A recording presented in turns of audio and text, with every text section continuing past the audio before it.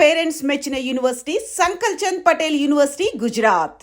And Matka విషయానికి వస్తే మీరు మట్కా సినిమా అనౌన్స్ చేసేటప్పుడు అంటే ఇది కాస్త సీరియస్ క్వశ్చనే. అడగండి, అన్నీ సీరియస్గానే అడగొచ్చు మీరు, నాకేం తప్పలేదు. మట్కా నేను సినిమా బాగానే చెప్తున్నాను కదా, అయ్యో, నేనేమి లేదు దాచుకోవట్లేదు లేదు కదా, మీరు అడగండి. మట్కా సినిమా మీరు అనౌన్స్ చేసేటప్పుడు అనౌన్స్ చేసిన దగ్గర నుంచి ప్రమోషన్స్ వరకు సినిమా మొత్తం అసలు మట్కా అంటే ఏంటి, ఆ, ఆ వ్యక్తి ఆ టైంలో ఎలా రూల్ చేశాడు, దీని మీదే సాగింది. మట్కా సినిమాకి వచ్చి చూసుకున్న తర్వాత ఎమోషన్స్ వైపు వెళ్ళిపోయారు, కానీ మట్కా అనే గేమ్ని చాలా తక్కువ చూపించారు, చాలా ఫాస్ట్గా లాగేశారు. ఆ, చేసిన ప్రమోషన్కి తీసిన సినిమాకి ఎక్కడో మ్యాచ్ అవ్వలేదు అని మీకు ఏమన్నా వచ్చిందా ఫీడ్బ్యాక్? తీయలేదు, నేనే చెప్తున్నాను కదా. 15 రోజులు షూటింగే చేయలేదు మేము. బాంబేలో నవీన్ చంద్ర గారితో కలిపి చేయాల్సిన షూట్ 15 రోజులు షూటే చేయలేదు సినిమాకి. ఓకే, అంతే, మీకు సింగిల్ వర్డ్ ఆన్సర్ అది. ఎందువల్ల? ఇంకా అంతకుమించి ఇంక మాట్లాడకూడదు. మనం 15 రోజులు షూటింగ్ చేయలేదు, బాంబే షెడ్యూల్ని అసలు చేయలేదు, అంతే. గొడవలైనాయా?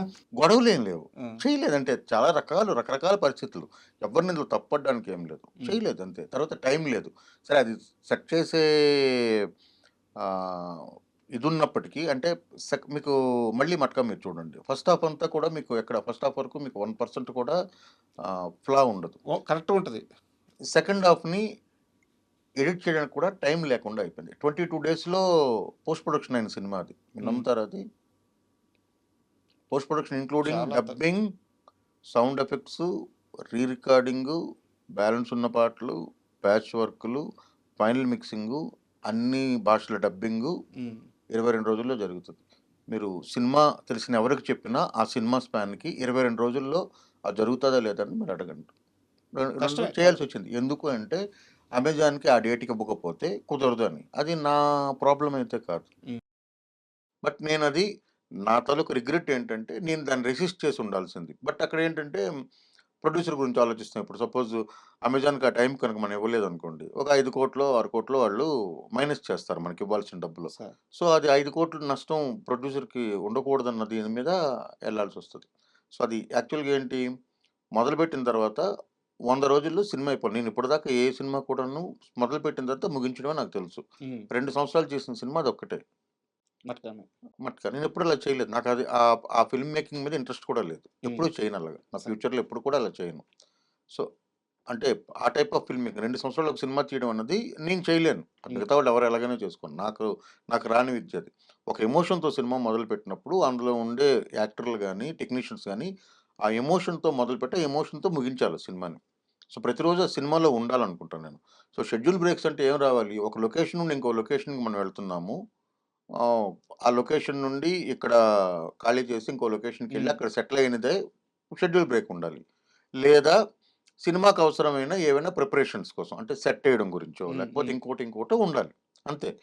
అలా చేసినా కూడా సరే, ఏదైనా సరే 150 రోజుల మించి ఏ సినిమా కూడా జరగడానికి వీల్లేదు అనేది నేను చాలా ప్రగాఢంగా నమ్ముతాను సార్. ఎందుకంటే ద వరల్డ్ కల్ట్ క్లాసిక్స్ అనుకునే సినిమాలైనా సరే, తెలుగులో గొప్పగా ఆడిన గొప్ప గొప్ప సినిమాలైనా సరే, అజరామంగా నిలబడిపోయిన చాలా క్లాసిక్స్, లేకపోతే జానపదాలు కానీ పౌరాణికాలు కానీ ఏవి తీసుకున్నా సరే తెలుగు వరకే తీసుకున్నాం. అవన్నీ 35 రోజులు 40 రోజులు 45 రోజుల్లో తీసిన సినిమాలే. సో అంతకుమించి అది ఎప్పుడు ఫిల్మ్తో. సో మనం డిజిటల్లో ఉన్నప్పుడు ఇంకా వేగంగా తీయాలి కదా. నిజంగా తీస్తున్నారు డిజిటల్లో వేగంగా, అంటే మీకే తెలియాలి.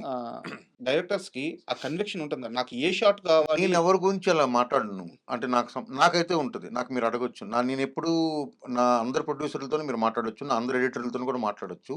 మీకు ఫుటేజ్ గురించి అంటే నేను ఒక 2 గంటల సినిమా అనుకున్నది, 2 గంటల 15 నుండి 20 నిమిషాలకి ఎక్కువలో నా ఫుటేజ్ ఏ రోజు నేను ఇప్పటిదాకా తీయలేదు. మీరు అందరు ఎడిటర్లు అడగొచ్చు, కోటగిరి వెంకటేశ్వరరావు గారిని అడగొచ్చు, నా సినిమా ఎడిటర్లు అందరినీ, సాయిబాబు గారి దగ్గర నుండి కోటగిరి వెంకటేశ్వరరావు గారి దగ్గర నుండి శ్రీకర్ ప్రసాద్ గారి దగ్గర నుండి అందరిని అడగొచ్చు. నేను అంతే తీశాను.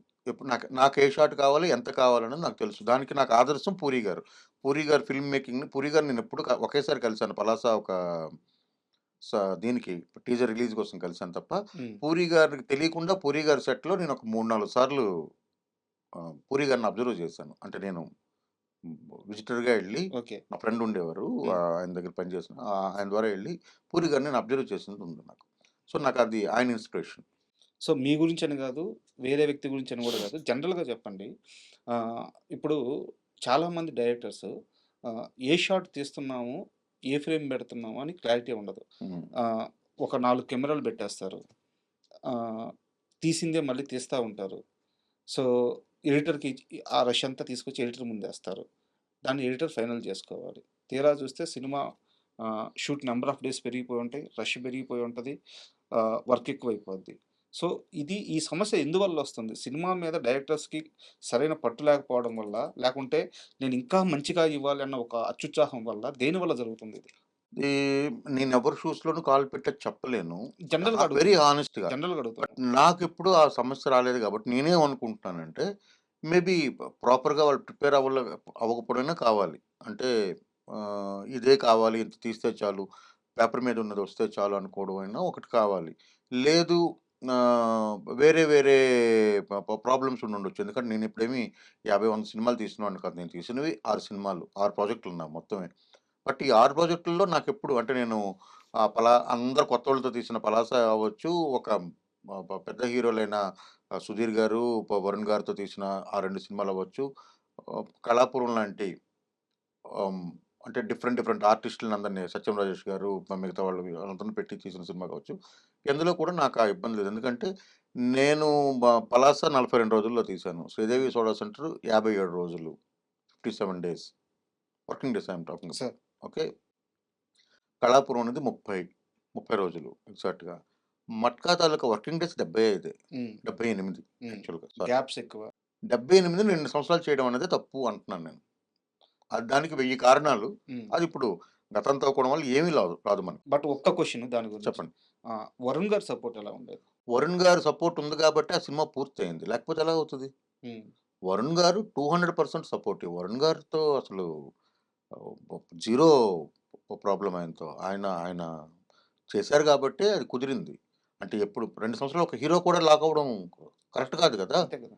ఆయనకి వేరే పనులు చేయాలి కదా! ఆయన ఇంకో సినిమా చేయాలి కదా! ఇంకో సినిమాకెళ్ళాలి కదా ఆయన. అవును. మరి 2 ఏళ్ళు ఎందుకంటే ఇదేమి అన్నీ ఈరోజు ఒక సినిమా, ఇంకో సినిమా చేసే గెటప్‌లు కూడా కావు. ఆయన అంత హెయిర్ పెంచి, ఆ గెటప్‌లు, ఆ ఒళ్ళు పెంచి, ఒళ్ళు సన్నబడి, రకరకాల అవును. ఇదంతా ట్రావెల్ ఉంటది చేసిన కదా! ట్రావెల్ అంతా ఉంటది. ట్రావెల్ ఉంటది. ఆ క్యారెక్టర్ ట్రావెల్ అంతా అతను చేసినప్పుడు అవును. ఆయన సపోర్ట్ చేయకపోతే ఏం చేయలేం. ఆయనకు ఒక రోజు విసుగొచ్చి ఇంక నేను చేయను అన్నాడనుకోండి, ఇంకేం చేయలేం ఎవరు. అంటే ఎన్ని రోజులు నేను డేట్లు ఇవ్వాలంటే ఎవరు ఏం చేయగలుగుతారు? చేయలేం కదా! And for more videos, Please subscribe to iDream. Please subscribe to iDream. Please subscribe iDream. And please subscribe to iDream. For more videos, subscribe to iDream. please like, share, and subscribe to the channel. Congratulations, iDream. Subscribe to iDream. Subscribe to iDream. So subscribe to iDream Media. iDream ki iDream team andarki huge congratulations. Please subscribe iDream Media. Please subscribe to iDream. Subscribe iDream. Please subscribe to iDream. iDream అంటే నా కళల channel subscribe చేసుకున్న నోరు తిరుగుతలేదు. మీరైతే గంట గుర్తు కొట్టండి. For more such videos, please subscribe to iDream.